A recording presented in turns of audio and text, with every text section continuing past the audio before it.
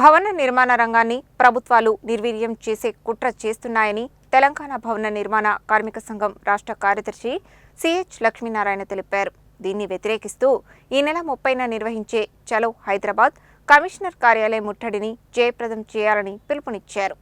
గురువారం నల్గొండ భాస్కర్ టాకీస్ అడ్డా మీద కార్మికులతో కలిసి పోస్టర్ ఆవిష్కరణ చేశారు. ఈ సందర్భంగా లక్ష్మీనారాయణ మాట్లాడుతూ భవన నిర్మాణ రంగాన్ని ప్రభుత్వం నిర్వీర్యం చేసే కుట్ర చేస్తుందని అన్నారు. అందులో భాగంగానే సిఎస్సి హెల్త్ టెస్టులు ప్రైవేటు ఇన్సూరెన్స్ కంపెనీలకు అనుమతులనిచ్చి బోర్డులో ఉన్న డబ్బులను దుబారా చేస్తుందని ఆరోపించారు. వెంటనే సిఎస్సి హెల్త్ టెస్టులను రద్దు చేసి ప్రైవేట్ ఇన్సూరెన్స్ కంపెనీలకు ఇచ్చిన అనుమతిని ఉపసంహరించుకుని సహజ మరణానికి 5 లక్షల రూపాయలు చెల్లించాలని, పెండింగ్ సమస్యలు పరిష్కరించాలని డిమాండ్ చేశారు. కార్మికులందరికీ హెల్త్ కార్డులు ఇవ్వాలని, జీవో నెంబర్ 12ను సవరించి ఇన్సూరెన్స్ కంపెనీల ద్వారా కాకుండా వెల్ఫేర్ బోర్డు ద్వారానే కార్మికులకు సంక్షేమ పథకాలను అందించాలని అన్నారు. 60 సంవత్సరాలు పైబడిన కార్మికులకు పెన్షన్, పిల్లల చదువులకు స్కాలర్షిప్తో పాటు గృహవసతి, కార్మిక అడ్డాలలో మౌలిక సదుపాయాలు కల్పించాలని డిమాండ్ చేశారు. ఈ కార్యక్రమంలో union working president ఔట Ravinder, union జిల్లా ఉపాధ్యక్షులు పోలె సత్యనారాయణ, సాగర్ల మల్లయ్య, నాంపల్లి శ్రీను, పురం నరసింహ, సైదాబాబు, రాజు, సోమ్ల, దేవి, సతీష్, వెంకటయ్య, బంగారమ్మ, బుజ్జి, భీమనపల్లి శంకర్, మంగమ్మ, లక్ష్మి తదితరులు పాల్గొన్నారు. తెలంగాణ భవన నిర్మాణ కార్మిక సంఘం ఆధ్వర్యంలో ఈ నెల 30న జరిగే చలో హైదరాబాద్ కార్యక్రమాన్ని పెద్ద ఎత్తున జయప్రదం చేయాలని ఈరోజు భాస్కర్ థియేటర్ అడ్డ కేంద్రంలో ప్రచారం నిర్వహించాం, పోస్టర్ ఆవిష్కరణ చేశాం. కార్మికులందరి కార్యక్రమానికి పెద్ద ఎత్తున హాజరై జయప్రదం చేయాలని చెప్పి పిలుపునిస్తూ ఉన్నాం. ముఖ్యంగా కాంగ్రెస్ పార్టీ అధికారంలోకి వచ్చిన తర్వాత భవన నిర్మాణ కార్మికుల వెల్ఫేర్ బోర్డు నిధుల్ని కార్మికుల సంక్షేమానికి ఖర్చు చేయాల్సి ఉండగా ఈరోజు సిఎస్సి హెల్త్ పేరుతోటి 500 కోట్ల రూపాయలని ఈరోజు దుబారా చేస్తుంది. అదేవిధంగా ఇలా ప్రమాదంలో చనిపోయినటువంటి కార్మికులకు ఇచ్చే బీమా కానీ, అదేవిధంగా సహజ మరణం చేయితే వచ్చేటువంటి క్లెయిమ్ కానీ, అదేవిధంగా వికలాంగులైతేటువంటి క్లెయిమ్ని మూడింటిని ఈరోజు ప్రైవేట్ ఇన్సూరెన్స్ కంపెనీలకు అప్పజెప్పారు. ప్రైవేట్ ఇన్సూరెన్స్ కంపెనీలకు అప్పజెప్పుతూ జీవో నెంబర్ 12ను తీసుకొచ్చారు. దీనివల్ల వెల్ఫేర్ బోర్డులు నిధులు మొత్తం కూడా దుబారా అయ్యేటువంటి ప్రమాదం ఉంది. అందుకనే ఈ రాష్ట్ర ప్రభుత్వాన్ని మేము డిమాండ్ చేస్తూ ఉన్నాం.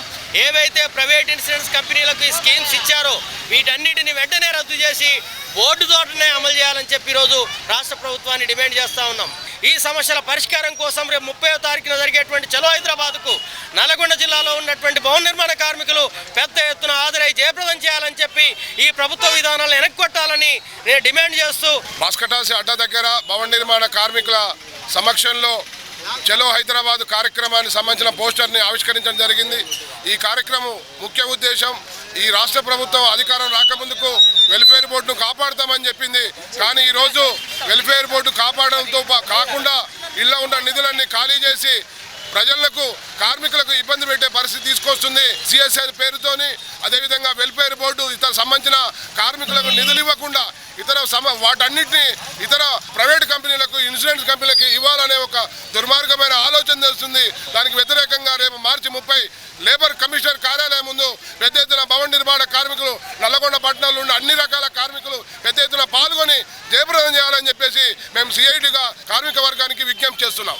భాస్కర్ టాకీస్ అడ్డా పైన ఈ నెల 30వ తేదీన జరిగే భవన నిర్మాణ కార్మిక చలో హైదరాబాద్ వెల్ఫేర్ బోర్డు కాపాడుకోవడానికి కోసమే జరిగే ధర్నాలో కార్మికులు పెద్ద ఎత్తున పాల్గొనాలని చెప్పేసి పిలుపునిస్తూ ఉన్నాము.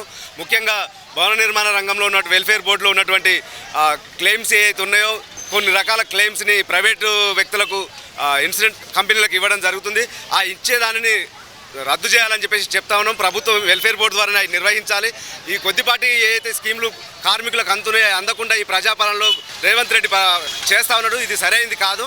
ఖచ్చితంగా వెల్ఫేర్ బోర్డులో నిధులు వెల్ఫేర్ బోర్డు ద్వారానే కార్మికులకు చేకూర్చాలని చెప్పేసి జరిగే ఈ ధర్నాలో పెద్ద ఎత్తున కార్మికులకు పాల్గొని జయప్రదం చేయాలని చెప్పేసి పిలుపునిస్తాం.